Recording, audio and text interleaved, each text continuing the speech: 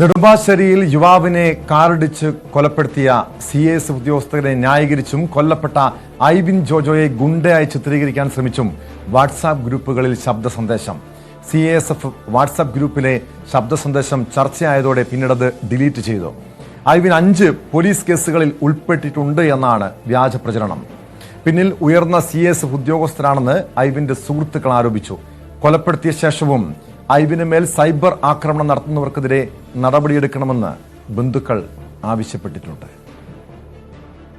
5 പേര് വണ്ടിയുടെ ബോണറ്റെ കയറിയിരുന്നപ്പം ഇറങ്ങിപ്പോകാൻ പറഞ്ഞിട്ട് പോകുന്നില്ല. അന്നേരം പെട്ടെന്ന് വണ്ടി എടുത്തു കഴിഞ്ഞപ്പോൾ 4 പേരും സൈഡിലേക്ക് പോയി. ഒരുത്തൻ മാത്രം അതേ കിടന്നു. അവനാണെങ്കിൽ ഇവിടുത്തെ 5ഓളം കേസുകൾ അവൻ്റെ പേരിലുണ്ട്. അവൻ ഇവിടുത്തെ ഒരു ഗുണ്ടയാണ്.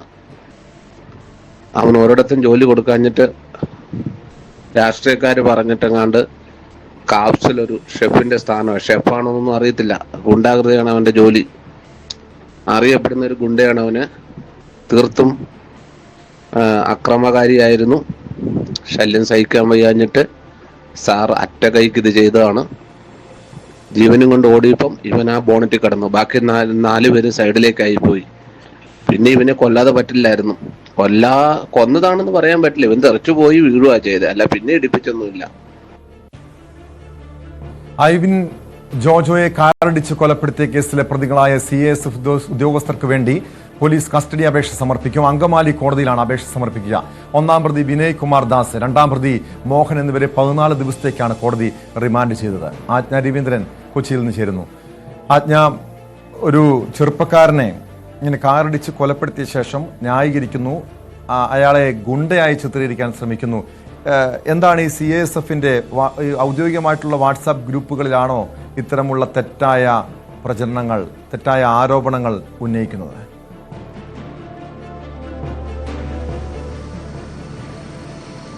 ഈ മെസ്സേജ്, വാട്സാപ്പ് മെസ്സേജ് വന്നിരിക്കുന്നത് CSFന്റെ ആളുകളെല്ലാവരുമുള്ള, ഉദ്യോഗസ്ഥരെല്ലാവരുമുള്ള ഒരു ഗ്രൂപ്പിൽ നിന്ന് തന്നെയാണ്.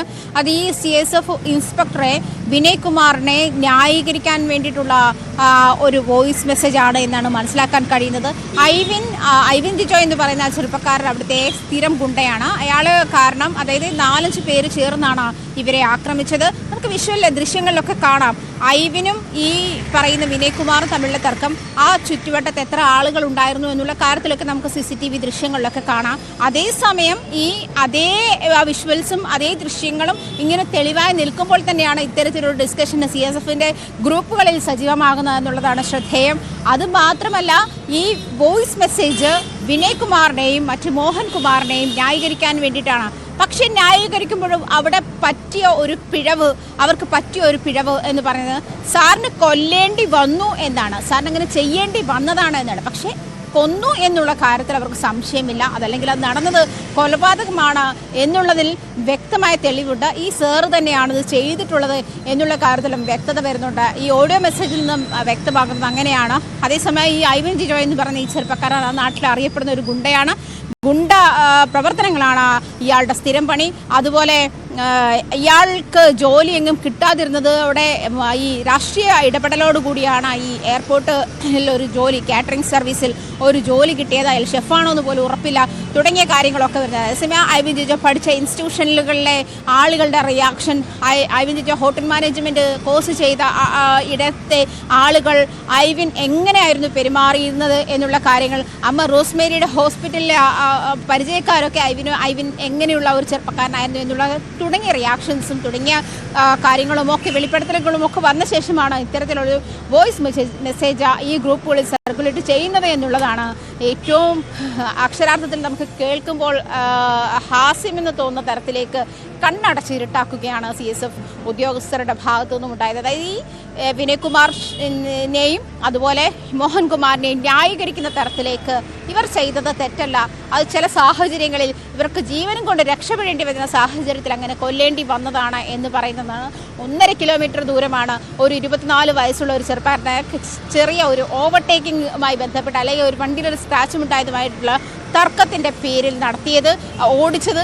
അതിനുശേഷം ആ ബോണത്തിൽ നിന്ന് സഡൻ ബ്രേക്ക് ഇട്ടപ്പോൾ വാട്സാപ്പ് ഗ്രൂപ്പിലെ ശബ്ദ സന്ദേശത്തിൽ ഒരു കാര്യം പറയുന്നത്, സാറിന് കൊല്ലാതെ നിവൃത്തിയില്ലായിരുന്നു എന്ന് പറയുന്നുണ്ടല്ലോ. ഒരു സി എസ് ഉദ്യോഗസ്ഥൻ തന്നെയാണ് ഈ കാര്യം തുറന്നു പറയുന്നത്.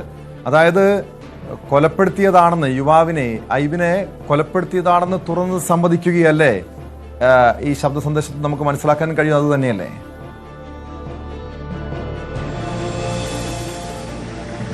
അത് തന്നെയാണ് ടോം വ്യക്തമാകുന്നത്. കാരണം ഐവിനെ കൊലപ്പെടുത്തിയത് എന്നുള്ളതിന് വ്യക്തമായ തെളിവാണ് CSF ഉദ്യോഗസ്ഥന്റെ ഭാഗത്തു നിന്നും ഉണ്ടായിട്ടുള്ളത്.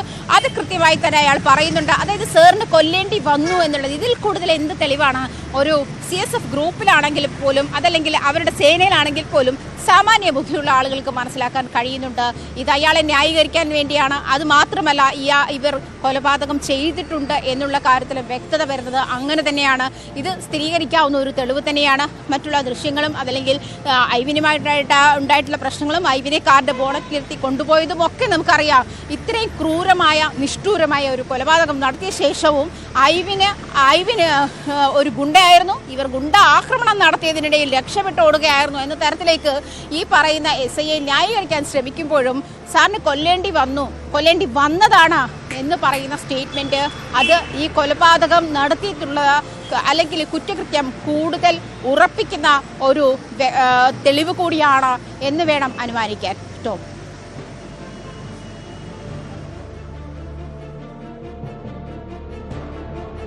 എന്തായാലും ഈ രണ്ടുപേരും ഇപ്പോൾ റിമാൻഡിലാണ്. പോലീസിന്റെ നീക്കം എന്താണ്? കാരണം ഈ രണ്ടുപേരെയും കസ്റ്റഡിയിൽ വാങ്ങി ചോദ്യം ചെയ്യണം. മാത്രമല്ല ഈ രണ്ട് പേരും ഈ കേസിൽ പ്രതിയായതോടെ, കൊലക്കേസിൽ പ്രതിയായതോടെ വകുപ്പ് തല നടപടി ഉണ്ടാകേണ്ടതല്ലേ? പക്ഷെ ഇപ്പോഴും CSF ഉദ്യോഗസ്ഥര് അവരെ സംരക്ഷിക്കുന്ന, ഈ പ്രതികളെ സംരക്ഷിക്കുന്ന നിലപാടല്ലേ സ്വീകരിക്കുന്നത്?